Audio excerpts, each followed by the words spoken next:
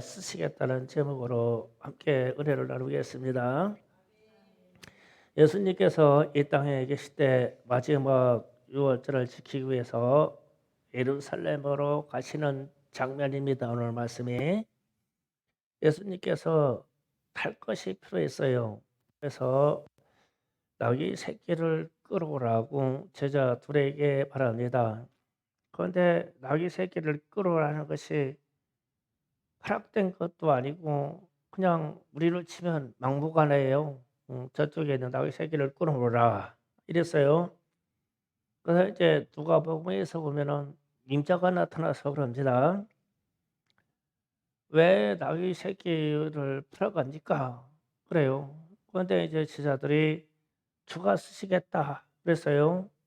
그러면 여기서 우리가 판단을 잘해야 합니다. 나귀 새끼 임자가 주예요. 주인이잖아요. 그런데 제자들이 주가 쓰시겠다 그래요. 그런데 이 나귀 새끼 임자가 이 말을 못 알아들으면 큰일 납니다. 자기가 이 나귀의 주인이고 소유주인데 아니 다른 소유주가 내게 있는 이 나귀를 쓰겠다는 거예요. 그래서 이게 주인이 못 알아들으면 제자들에게 그러지 않겠어요? 야, 이 도둑놈들아, 이 사기꾼들아, 내 나귀 새끼를 굽고 하는데 내가 주일인데 무슨 주가 따름이냐고 그러지 않겠어요? 그런데 이 주인이 알아듣고는 아무 말을 않고 보내줍니다. 그래서 나귀를 풀어가지고 가지고 왔대요. 그래서 우리는 나의 모든 것이 주님의 것이라고 고백한다면 여러분의 있는 것들을 좀 갖다 쓰시면 되겠습니까? 예, 아멘 하시는 분들이 참 믿음 좋아요. 예. 보통 믿음의 눈이 열리지 않고는 이게 불가능한 일이에요. 분명히 내 것이라고 하는 범주가 있잖아요, 우리에게. 그런데 주님이 진짜 주인인 주님이 좀 쓰겠다. 그러면은 기꺼이 내어드릴 수 있겠냐 이거예요. 그래서 우리가 주님이 쓰신다면 이거 좀 생각해야 돼요. 주께서 쓰시면 생명 없는 지팡이도 능력이 나타나요. 그게 출애굽기 4장 2절에서 4절에서 나오는 말씀이에요. 네, 좀 읽어봅니다. 여호와께서 그에게 이르시되 내 손에 있는 것이 무엇이냐 이르시되 지팡이니이다. 여호와께서 이르시되 그것을 땅에 던지라 하시니 곧 땅에 던지니 그것이 뱀이 된지라. 모세가 뱀 앞을 피하매 여호와께서 모세에게 이르시되 내 손을 내밀어 그 꼬리를 잡으라. 그 손을 내밀어 그것을 잡으니 그의 손에 지팡이가 된지라. 아멘. 모세가 하나님한테 부름받았는데 자신이 없어요. 그래서 하나님께 완곡한 말로 거절을 하죠. 보내실 사람을 보내세요. 나는 말을 못합니다. 혀가 둔합니다. 보낼 사람을 보내세요. 그렇죠. 그랬을 때 징표를 보여주려고 내게 있는 그 지팡이가 뭐냐 한번 던져봐라. 그러니까 이게 막 무시무시한 코브라로 변해버린 거예요. 꼬리를 잡으라. 그러니까 도로 뱀이 됐어요. 주님이 마른 지팡이도 쓰면 이런 현상이 나오는 거예요. 주님이 쓰시겠다. 의지가 있은 것에는 생명이 있는 것이든지 무생물이든지 주님이 쓰시겠다고 하면 기적이 나오는 거예요.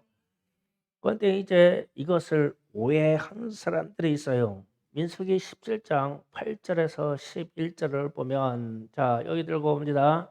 이튿날 모세가 증거의 장막에 들어가 본즉 내 집에 위하여 낸 아론의 지팡이 있어 우미 돋고 순이 나고 꽃이 피어 살구와 열매가 맺었더라.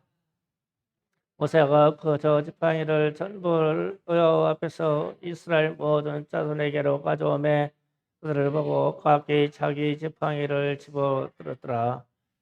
여호와께서 또 모세에게 이르시되 아론의 지팡이는 증거가 없으므로 도로 가져다가 거기에 간직하여 반역한 자를 대한 표징이 되었다 하여 그들로 내게 대한 원망을 그치고 죽지 않게 할지니라. 모세가 그와 같이 하여 여호와께서 자기에게 명령하신 대로 하였더라. 아멘. 자, 이 부분 좀 설명해 드릴게요. 고라 자손이 모세와 아론이 하나님의 말씀을 전하고 지도자가 되니까 하나님을 섬기는 사람이 모세와 아론뿐이냐? 우리도 하나님이 쓰신다라고 생각했어요. 그래서 향로를 가져다가 아론과 모세를 밀어내고 직접 하나님께 제사를 드렸어요. 그래서 이 일을 해가지고 아론과 모세가 한쪽이 되고 고라 자손이 한 덩어리가 돼서 충돌이 일어난 거예요. 그때 하나님께 기도했더니 하나님이 그러면 너희들이 가지고 있는 각 지파대로 마른 지팡이를 다 가져오라. 그래가지고 언약궤 앞에다가 이것을 놓고 하루 저녁을 놔뒀어요. 그리고 새벽에 가서 봤더니 밤새 아론의 지팡이에서 순이 나고 꽃이 피고 거기에 열매까지 맺어버린 거예요. 그러니까 하나님이 이 사람의 것, 이 지팡이를 쓰신다는 증거죠. 그 나머지는 그대로 마른 지팡이가 됐어요. 그래서 나중에 이제 지진이 일어나서 반역하던 이 대표들을 땅에다가 묻어버렸죠. 어쨌든 이런 사건이 있었어요.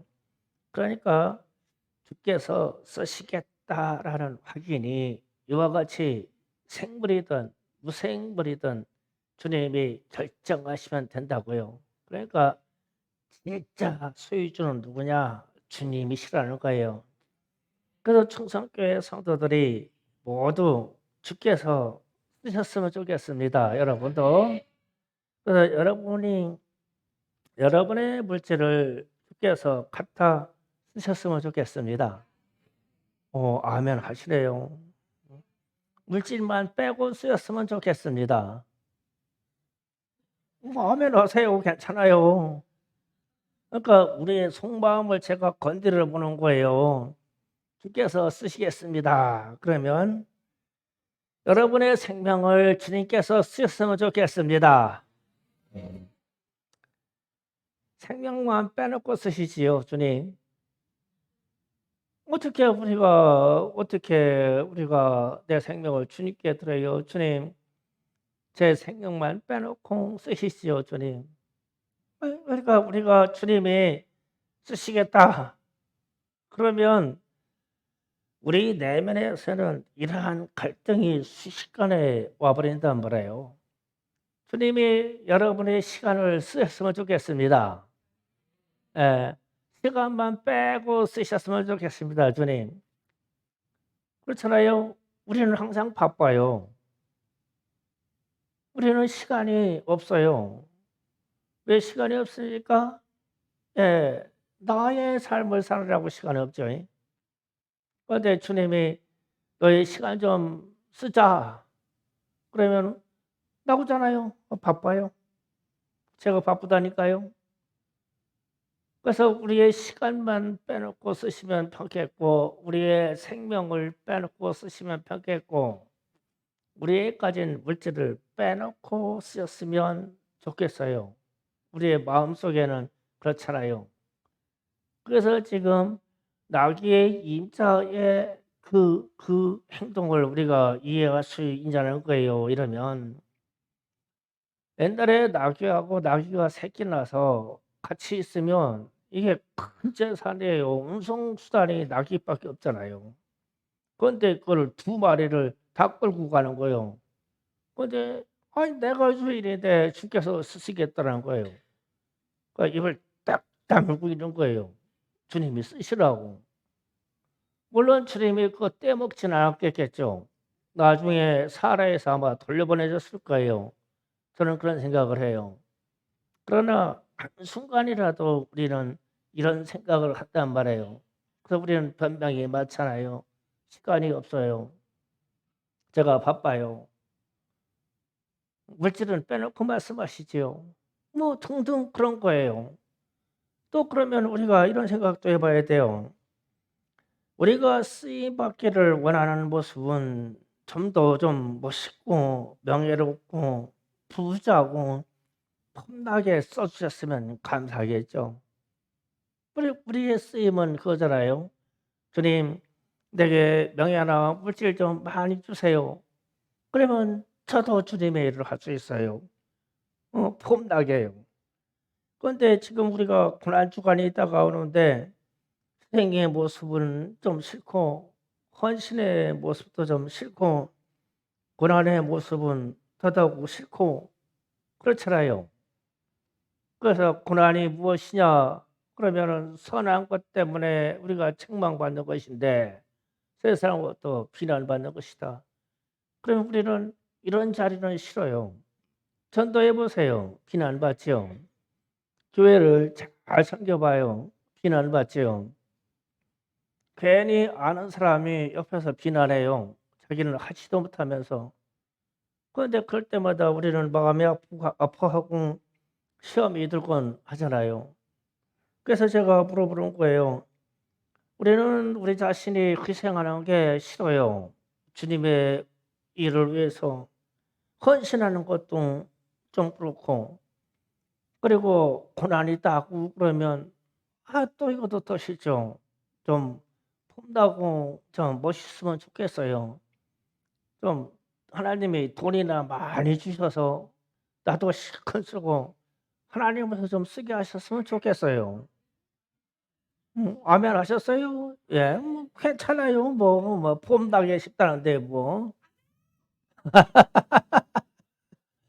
그런 얘기예요.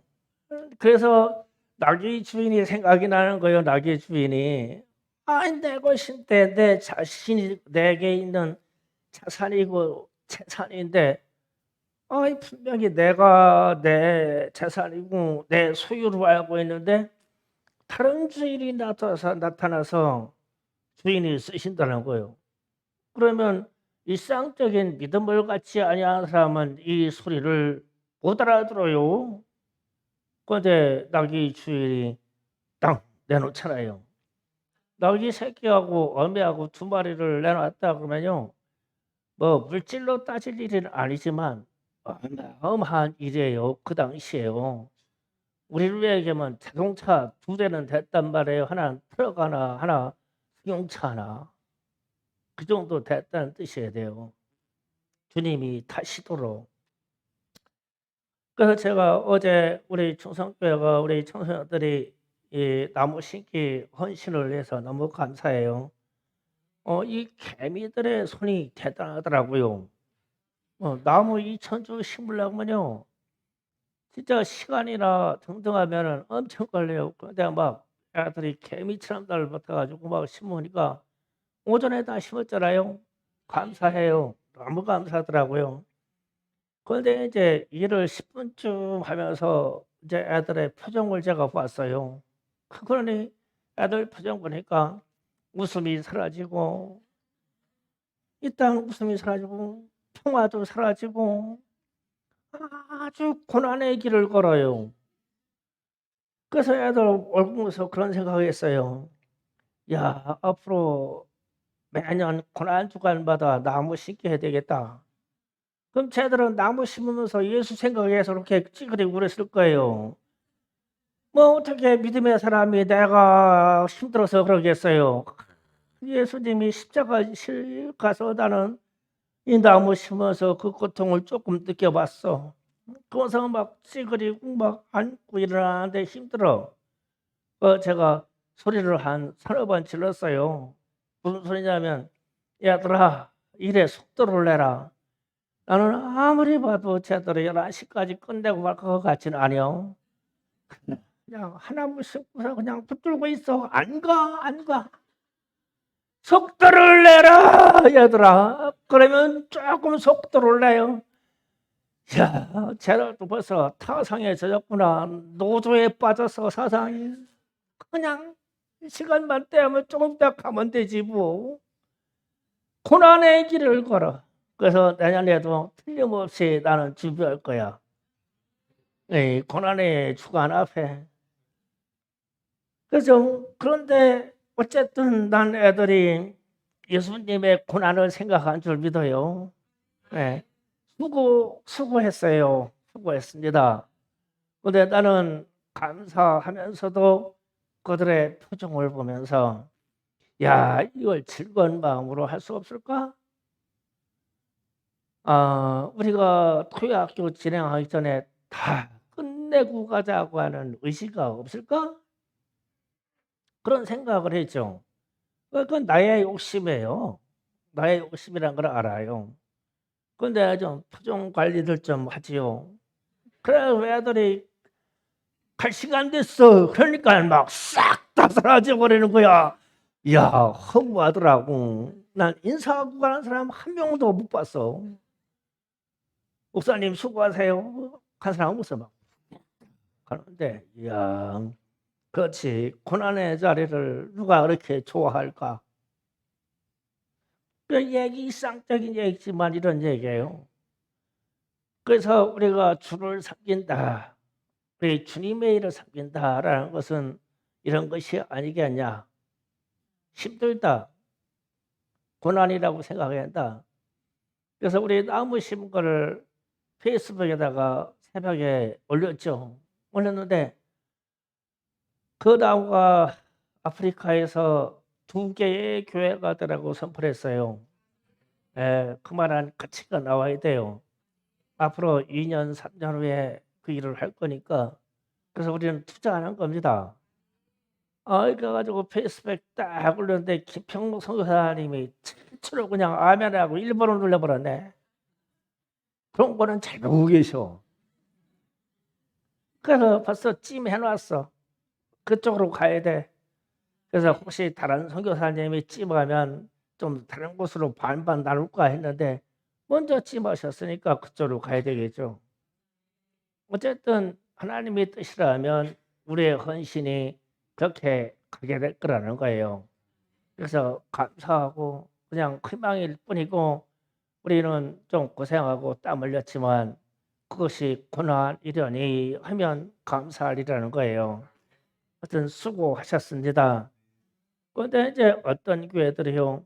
자, 나는 주님의 손이 되겠습니다. 그랬어요. 어떤 교회가. 그리고 주님의 손이 되겠다는 교회가 기도만 하고 아무것도 않는 거예요. 그러면 그게 주님의 손이에요? 기도만 하고 좋겠죠? 거룩하고 얼마나 좋겠어요. 주님의 손은 이 손이 닳도록 쓰여야 돼. 손이. 입으로 기도만 하고 입으로 찬송만 하고 이 손이 가만히 있는 거는 우리에게 이 자세가 아니에요. 그래서 김평옥 선교사님이 그랬다고 하잖아요. 선교와 난민촌 선교사에 관한 것이 너무 힘들어서 생명의 위협도 그냥 수시로 오고 난민과 더불어 이 사역자들이 같이 굶주려. 그러니까 내게만 먹을 게 없는 게 아니에요. 난민들에게 가면 내게 있는 음식을 내게 있는 자본을 다 털어주고 나니까 그때부터 같이 굶는 거예요. 이게 난민촌 사역입니다. 행복한 게 아니에요. 그래서 너무 힘들어서 모든 것을 포기하라고 손을 그냥 탁 놓고 있는데 주님이 찾으셨어요. 근데 주님이 찾으셨는데 진짜 손이 없는 모습으로 오셨더래요. 오셔가지고 선교사님한테 그러더래요. 내가 나의 손이 되어줄 수가 없냐? 너는 손이 있고 나는 손이 부족해서 손이 없다. 그래가지고 주님, 제가 다시 주님의 손이 되겠습니다. 주가 쓰시겠다면 그 주님의 손이 되어서 지금까지 하는 거예요. 그래서 올해 67세가 되신다고 그런 얘기하는데 은퇴하고 싶은데 은퇴 시간이 다가오는데 이 일들이 산재되어 있어서 고민하시는 모습이 역력해요. 야, 이 남미들과 이 가난한 사람들과 이 교회 없는 데서 그래서 새벽에 글을 잠깐 읽었는데 이러더라고요. 1년 전에 어디 교회 마당에 이런 꽃을 심었다. 시처럼 썼어요. 그런데 올해 방문했는데 어쩌면 내가 심은 대로 그대로 있을까? 아무도 가꾸지 않고 아무도 새로운 꽃을 심지 아니하였다. 그래서 올해는 내가 또 꽃을 심는다. 그리고 꽃이 피는 7월에나 8월에나 방문하면 꽃들이 활짝 펴 있겠지. 아무도 와서 꽃 하나 한 포기 심어주지 않고 가꿔주지 않는데 그 자리에 가서 실제로 그 환경을 아름답게 하려고 꽃씨를 뿌리고 있는 거예요 지금. 그거를 글로 썼어요. 그런데 그거 보면서 참 마음이 찌릿찌릿하더라고요. 사람이 없나요? 헌신하는 사람이 없어서 그렇죠. 사람이 없나요? 희생하는 사람이 없어서 그렇죠. 그러나 그래서 한국이나 아프리카나 똑같단 말이에요. 헌신하고 막 일을 해줘야 돼요. 그래야 이게 교회라는 생기가 돌아가고 그래야 가난한 자들에게 빵을 나눠줄 수가 있고 그래야 아픈 사람들에게 우리가 치유의 손길을 내밀 수 있고 우리의 희생으로 되는 거예요. 그냥 가만히 있어야 되는 게 아니에요. 주님의 손은 움직여야 돼요. 손이요. 저는 가끔 그랬어요. 제가 평신 설 때 그랬어요. 나는 주님의 발이 되겠습니다. 그랬어요. 왜 주님의 발이 되겠냐고 했냐면 저는 재주가 없어요. 노래를 못 불러요. 인정하시죠? 네, 노래를 못 불러요. 기도요. 나는 기도하는 사람들 보면 어디서 이렇게 유창한 단어들이 나오냐. 나는 기도가 단편적이고 아주 짧은 편이고 언어가 많잖아요. 그런데 이렇게 기도도 하는 사람은 잘해. 가끔 난전대에 모여가지고 설교 한 편 몇 개 놓으면은 나는 맨날 며칠을 고민해야지 할 말을 못 만들어내요. 그래서 오늘 성찬이가 나한테 항의조로 얘기하더라고요. 아빠 주보를 만들려면 문장을 주셔야지 왜 단어만 줘요? 단어 하나 던지면 알아서 살 붙여서 만들어 놔야 돼요 주보를. 주보 만드는 것도 힘들어요. 제 의중과 생각을 모르면 다른 단어를 붙일 거 아니에요. 그래서 뭐 선교여행으로 트리키에 간다? 그러면 저는 터키 간다? 이것만 알려줬어요. 뭐 어떻게 뭘 말 붙여요. 그러니까 재주가 없어 말하는 재주가. 그뿐이 아니에요. 남들은 재능도 많더라고요. 악기도 칠 줄 알고 기본적으로 기타라도 칠 줄 알더라고요. 저는 재능이 없어요. 그래서 어떻게 해요? 발휘돼야죠. 그 발휘되겠다고 해서 교회 찬양 분양을 3년 넘게 했죠. 어쨌든 나는 충성교회 성도들이 우리 장로님들이 그리고 권사님들이 카풀해 가지고 찬양 운행해 주는 거 보면 너무 감사해요. 그거를 혼자 다 했거든요. 다. 한 번 예배 드리려면 아침 저녁으로 두 탕 세 탕 뛰면서 다 했어요 제가. 그래서 나는 그 시간 맞추려고 뛰어다니는 거 고충을 알아요. 근데 여러분들이 그렇게 헌신해 주면 감사하죠. 그래서 나는 주님의 발이 되겠다고 했다가 목사가 된 사람이에요. 그러니까 무엇인가를 내 것으로 주님께 쓰시도록 헌신하지 않고는 주가 쓰시겠다 할 때에 순종이 안 된단 말이에요. 그게 우리의 삶이에요. 여러분은 주가 쓰시겠다고 하면 주님의 무엇이 되겠습니까? 주님의 조랑말이 되겠습니까? 주님의 나귀가 되겠습니까? 주님의 손이 되겠습니까? 주님의 발이 되겠습니까? 뭔가가 수고하는, 헌신하는, 희생하는 그 무엇의 도구가 되어져야만 우리는 주님의 일을 할 수 있고 주께서 나를 쓰셨다고 나를 내놓을 수가 있는 거예요. 이렇게 되기를 원해요. 그래서 저는 참으로 부러운 사람이 있어요. 마태복음 17장 32절에 나오는 말씀이에요. 다 같이 읽어봅시다. 시작. 나가다가 시몬이라 하는 구레네 사람을 만나매 그에게 예수의 십자가를 억지로 지워 가게 하였더라. 아멘. 공관복음에서 마태복음에서 구레네 시몬에 대해서는 저 한 절만 딱 나옵니다. 딱 나오는데 상황을 이런 거예요. 예수님이 채찍에 맞으시고 그리고 많은 수모를 받으시고 많은 매를 맞고 그래서 이분이 기진한 상태에서 십자가를 지고 갔어요. 십자가를 지고 가는 것은 자기가 십자가에 못 박힐 때 맞박힐 그 십자가를 죄수가 지고 가는 거예요. 그러니까 예수님이 그걸 지고 골고다 언덕을 올라가면서 수차례 꼬꾸라지고 쓰러졌죠. 그랬어요.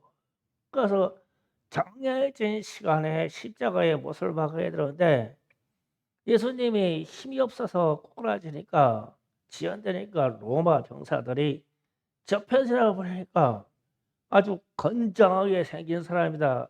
특히 구레네 사람이라고 하면 흑인입니다.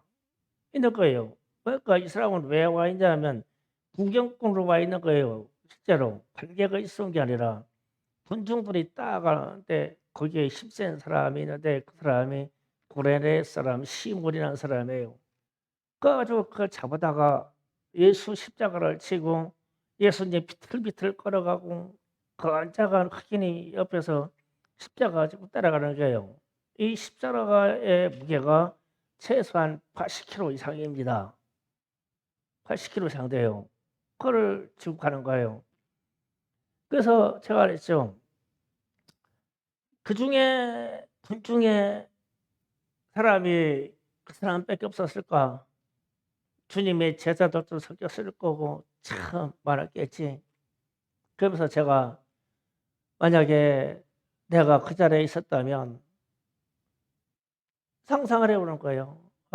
충성교회가 그 자리에 있었다면 우리는 주님의 십자가다 찢어 먹었을 겨 서로 지고 간다고 해서 내가 좀 거친 말을 하지만 그렇잖아요. 충성교회가 가만히 있겠어요? 주님이 십자가 지고 지금 세 번째 네 번째 막 기운이 없어가지고 꼬꾸라져가지고 다 자빠지는데 가지고 우리 여기 있는 우리 남자들이 그냥 남자들만 가서 막 번쩍 뛰어가지고 막 우리는 떼제비로 막 덤벼가지고 주님의 십자가 지고 갔을게요. 그래가지고 십자가다 주님 못 박는데 주님 아닙니다. 나를 못 박으세요. 그랬을 거예요. 나를 못 박으세요. 그 제가 상상해봤다 이게 구레네 사람 시몬 때문에 상상해본 거예요. 우리가 주님을 믿는다는데 주님의 일이라는데 그게 뭐 주님의 십자가 붙이겠어요? 다른 사람들이야 뭐 구레네 사람 시몬 불러다가 한 사람 씹었는데 우리는 다 달라붙어서 지고 갔을 거야 아마. 그게 충성교회 아닙니까? 주님의 일을 하자 헌신하자 그러면 막 그냥 팔벗고 나서는 거예요. 그 나중에 구레네 시몬에 대한 이야기는 나중에 또 나옵니다. 나오는데 이 사람의 집안이 구원을 받고 큰 축복을 받죠. 주님의 제자들과 같이 교제하게 됩니다. 이방인이면서 흑인이면서 참으로 특별한 사람이 돼요. 이 구레네 시몬의 어머니가 성경에 등장합니다. 어쨌든 구레네 시몬은 주님의 십자가를 억지로 지고 갔다도 어마어마한 축복을 받은 사람이며 구원을 받은 사람이며 예수님의 십자가에 받은 피를 자기의 육체에다가 직접 묻힌 사람이에요. 그러면은 예수의 피라는 말을 외치기만 해도 어마어마한 기적인데라는데 예수 십자가에 피 묻은 그 살과 피를 자기의 신체에 묻힌 구레네에게는 어떤 일이 생겼겠어요? 당연히 치유와 당연한 구원의 역사가 그에게 나타나지 않았겠어요? 그래서 크게 주님의 고난에 동참한 흔적이라는 말이에요. 우리는 그만한 믿음과 희생에 대해서 고난에 대해서 생각을 해보라는 거예요. 우리도 좀 그렇게 삽시다. 예, 주님의 일을 하면 나도 희생할 수 있고 불행의 시몬만 주님의 십자가 집니까? 우리는 다 같이 십자가 같이 지면 가볍기도 하지 않겠어요? 예, 우리도 그렇게 희생하며 그렇게 주님께로 갑시다. 그래서 주님이 누가복음 19장 40절에서는 의외에 말씀합니다. 다 같이 읽어봅니다. 대답하여 이르시되 내가 너희에게 말하노니 만일 이 사람들이 침묵하면 돌들이 소리를 지르라 하시니라. 아멘. 이 똑같은 장면이에요. 그러니까 나귀를 타고 예루살렘에 입성하는데 제자들과 어린아이들이 주님이 예루살렘으로 들어갈 때 찬양합니다. 우리가 그 유명한 호산나 호산나 다윗의 이름으로 오시는 이여 왕이시여 환영의 이 찬양을 하게 되죠. 그랬을 때 바리새인들이 생각이 없는 이 바리새인들이 주님께 찾아와서 항의를 합니다. 제자들과 어린아이들이 이 외치는 소리를 금지해 주세요. 못하게 해주세요. 그 얘기를 합니다.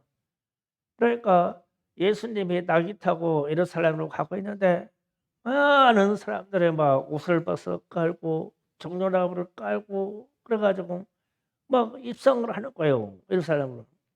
그러니까 막 드디어 우리에게 막 메시아 그리스도가 오셨다고 막 사람들이 막 호산나 호산나 할렐루야 호산나 막 외치는데 그걸 금지시킨다 이거예요.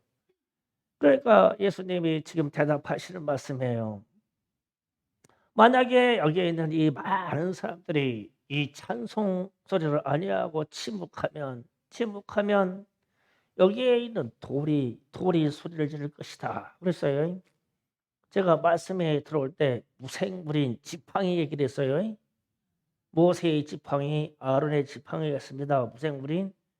그럼 마른 지팡이에서도 um이 나고 꽃이 피고 열매가 맺게 했는데 뭐 돌이 입 벌리고 노래하게 시키는 걸 못하겠어요? 마른 나무 짝대기도 그렇게 하는데 이 돌이 입 벌리고 호산나 할렐루야 못하겠냐고요 볼동. 그런데 여기에서 우리가 생각해야 될 것은 하나님의 형상을 가지고 있는 수많은 사람들이 하나님을 찬송하는 것은 당연할 것인데 그걸 침묵한다면 우리 주님은 이 돌들이라도 쌓아야 돼요. 주님은 이 찬송을 받으시고 영광을 받으셔야 되기 때문에 그런데 돌들이 찬송해 버리면 우리는 어떻게 되는 거예요? 나는 어떻게 되는 거예요? 충성교회에 주님을 향한 경배와 영광의 찬송이 사라지면 어떻게 되는 거예요? 제가 우리 자신을 칭찬하고 자만하자는 얘기가 있는데 미국에 갔다 오신 선교사님들이 우리 교회를 강사로 수없이 방문하잖아요. 많이들 방문하셨어요. 이분들이 충성교회 찬송하는 걸 들으면요. 야, 한국 교회에 이렇게 찬송하는 교회가 있나? 나는 이 말들이 생소하게 들려요. 그러면은 한국 교회에서 이렇게 찬송하는 교회들이 없어? 많지가 않아? 없어? 그런데 외국에 있다 오시는 분들은 우리의 내면과 더불어 밖에서 보니까 우리의 사정을 잘 보잖아요. 그래서 어제 오셨던 선교사님은 그랬다고요? 충성교회 이 작은 교회를 보고 한국 교회에 희망을 봤다고 하고 가셨다고 하더라고요. 저는 막 이 말을 듣는 순간 가슴이 꿀딱거렸어요. 아니 찬송을 그렇게 한다. 찬송을 그러면 무엇으로 하냐? 사람의 감성을 끌어내려고 입만 뻥긋뻥긋하고 오로지 우리 주님만 올려드리는 영광을 올려드리는 찬송을 안 드리냐? 한국교회가 그럼 무슨 찬송하고 있는 거예요? 우리는 아주 일변도로 하나님의 영광 찬송이에요. 다른 것이 우리에게 들어올 수가 없어요. 이 찬송만 하다가 주님께 가도 시간이 없는데 이 찬송, 경배, 영광 찬송 외에는 이 교회에서 찬송할 수가 없어요. 다른 것은. 그 찬송을 해야 돼요. 그렇게 하지 않으면 주님이 재림하셔서 이 땅에 오실 때 이 세상 사람들의 입을 열어서 들을 찬송이 아니라면 주님은 돌들에게 찬송을 할 거예요. 호산나 할렐루야 주님께 영광, 이 찬송을 사람들의 입에서는 이 말이 안 나오고 쓰임받지가 아니하니까 주님이 다른 찬송을 들을 수가 없어. 그러니까 돌들에게 네가 호산나 해라, 네가 찬양해라, 높은 하늘에서 하나님께 영광이라고 네가 해라. 돌에게 시키지 않겠냐는 거예요. 우리의 헌신이 없으면. 그래서 우리의 현실이, 우리의 현실이 주께서 쓰시겠다 이렇게 하면 쓰임 받을 사람이냐고요. 쓰임 받아야 되겠다고 마음의 생각을 결심하시는 분들이 있냐고요. 주께서 쓰실 만하고 주께서 쓰시겠다고 할 때 기꺼이 내드리겠냐고요. 나귀 새끼를 내드린 그 임자처럼 실제로 그가 주인이잖아요. 이 땅의 소유주는 나귀 임자란 말이에요. 그런데 나귀 임자는 이 말을 듣는 순간 나 외에 주가 누가 있겠냐? 하나님밖에 없는 거예요. 그러니까 내놓는 거예요. 아무 소리 않고. 그러면 우리에게 구레네 시몬 이라는 사람처럼 예수님의 십자가를 대신 지고 이 고난의 주간, 다가오는 고난의 주간을 준비할 수 있을까? 그래, 내가 교회에서 좀 수고를 하자. 전도하면서 좀 수고하자. 주변에 있는 잃어버린 영혼들에서 수고하자. 좀 나 좀 빼버리자. 내 자존심, 내가 힘들어, 내가 아파, 내가 돈이 없어. 나 좀 빼버리고 주님의 고난을 생각하면서 주님이 쓰시겠다 하면 우리는 이 한 해 동안 주님이 쓰실 수 있도록 나와 더불어 내 주변에 있는 그 무엇을 주님께 내드릴 수 있을까? 이것을 나귀 새끼 주인이 만약에 이건 내 거요, 이건 내 거요, 내 거요, 건드지 마, 내 거요, 이 도둑놈들아, 내 거야. 이랬다면 주님이 무엇을 타고 예루살렘을 들어가겠냐 말이에요. 그래서 우리는 주님께 헌신한다고 하고 주님의 고난주간이 다가온다고 나는 교회를 생긴다고 그러면 어마어마한 큰 것의 그 무엇이 아니라 우리는 소소한 헌신들이 쌓여서 주님께 드리면 돼요. 주님이 쓰실 수 있도록 우리의 자존심까지 건드려서 그렇게 크게 쓰시려고 안 하실 거예요, 주님이. 그래서 제가 여러분에게 말씀 서두에 묻는 거예요. 주님, 제 생명 쓰시옵소서. 이렇게 할 수 있게 있겠냐는 거예요. 내 생명 빼놓고 좀 쓰시지요. 주님, 여기 제 통장이 있어요. 이거 다 쓰세요. 이러겠냐고요. 이렇게 뒤에다 이렇게 놓고서 쓰시지요. 이러죠. 그거 알아요. 주님도 다 못 쓸 거. 그러나 우리는 작은 헌신들이 쌓여서 주님께 영광이 된다면 기꺼이 내어드리고 주께서 쓰시겠다고 하시니 주님 쓰시옵소서. 이렇게 하면 내 믿음의 신앙이 어떻게 자랄까? 내 안의 신앙이 어떻게 자리 잡을까? 나는 나귀 새끼 주인처럼 신앙이 빌 걸 생각해요. 왜냐하면 이 세상 모든 만물의 주인을 발견했어. 내가 주인이 아니야. 만물의 주인은 우리 주님 예수님이셔. 그래서 주께서 쓰시겠다 하면 순종하는 거예요. 만물의 주인이 우리 주님이라는 것을 인정해야 우리도 만물의 주인인 주님을 인정하면 내 것이 아까운 것이 아니고 우리는 작은 것들에 얼마든지 헌신할 수 있어요. 그래서 우리 교회를 더 경건하게 하고 견고하게 해서 하나님께 영광 드리는 주의 백성이 되기를 예수님의 이름으로 축복합니다. 주여 삼창하고 기도합시다. 주여!